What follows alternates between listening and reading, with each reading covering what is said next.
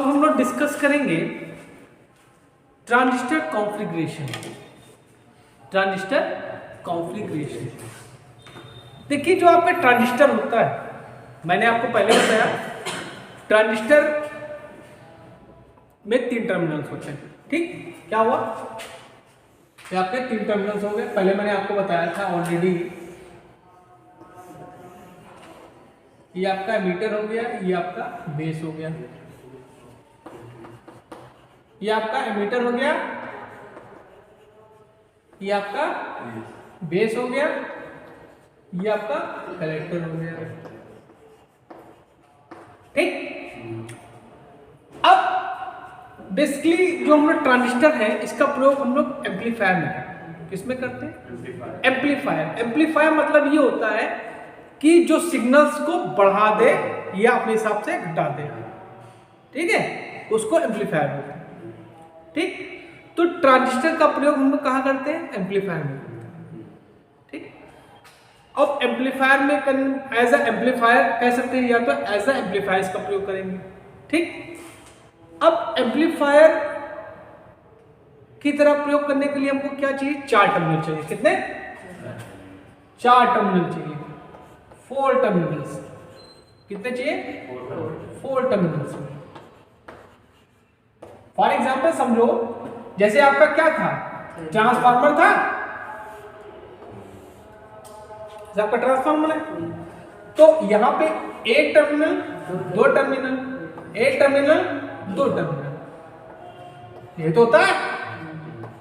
मतलब जो आपने फ्रीक्वेंसी दी, यहां पे सप्लाई दी और यहां पे आपको मिल गई, चाहे आपका अप हो चाहे आपका डाउन, वोल्टेज चाहे आपका अप हो चाहे करंट आपकी। तो यहां पे क्या दिख रहा है आपको? 2 टर्मिनल ये, 2 टर्मिनल ये, मतलब 2 टर्मिनल इनपुट हो गए, 2 टर्मिनल आपके आउटपुट हो गए। ठीक, मैंने तो बता दिया आपको कि ट्रांजिस्टर का प्रयोग हम लोग एज ए एम्पलीफायर या एम्पलीफायर में करते हैं।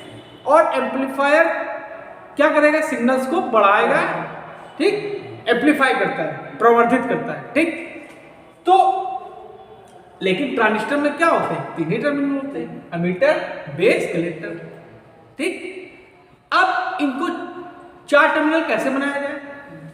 ठीक, तो इनको 4 टर्मिनल बनाने के लिए कोई एक टर्मिनल को हम लोग क्या कर देते हैं? कॉमन बना देते हैं।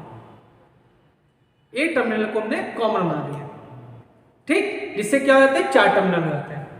समझ लो, तो ट्रांजिस्टर में हम लोग क्या करते हैं? कोई एक टर्मिनल को हम लोग कॉमन बना लेते हैं, जिससे क्या होता है? 2 इनपुट हो जाते हैं, 2 आउटपुट होते हैं। जैसे मान लीजिए ये आपका एम्पलीफायर हो गया, हमने क्या बताया? ट्रांजिस्टर को एज एम्पलीफायर यूज करते हैं।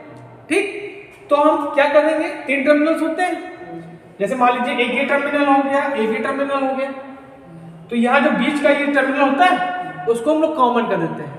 ठीक, कॉमन मतलब वो उसके लिए भी काम करेगा, वो उसके लिए भी काम करेगा। समझ गए? तो ये आपका ये टर्मिनल क्या हो जाएगा? कॉमन हो जाएगा, मतलब इससे हम 2 टर्मिनल बना देते हैं।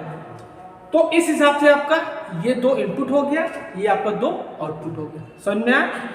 अब इसको 4 टर्मिनल बनाने के लिए 3 मेथड, जिसको हम लोग बोलते हैं ट्रांजिस्टर कॉन्फ़िगरेशन, ठीक है, या ट्रांजिस्टर के बंध। ठीक, तो बेटा अब देखो 3 टर्मिनल है, या तो इसको कॉमन बनाओ, या तो इसको कॉमन बनाओ, या तो इसको। 3 टर्मिनल है, तो तीनों को बारी बारी से हम कॉमन बनाते हैं, बारी बारी से कॉमन बनाते हैं। तो उसके आपके 3 मेथड है। समझ में यार आ रहा है मोहित मैं जो कह रहा हूं?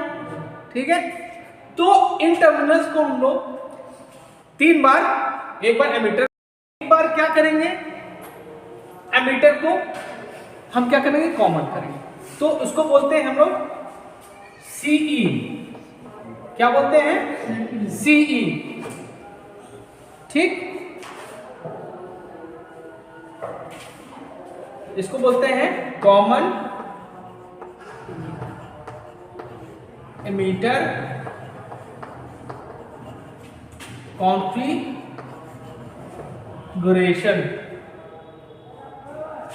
कॉन्फ़िगरेशन। ठीक है, अब उसके बाद क्या करेंगे, इसके बाद हम बेस को एक बार कॉमन करेंगे, तो क्या हो जाएगा, सीबी बोलेंगे। सी क्या बोलेंगे, सीबी कॉमन बेस कॉन्फ़िगरेशन। अब उसके बाद क्या बचा आपका, कलेक्टर बचा। ठीक, तो इसको बोलेंगे सीसी कॉमन कलेक्टर कॉन्फ़िगरेशन। ठीक है,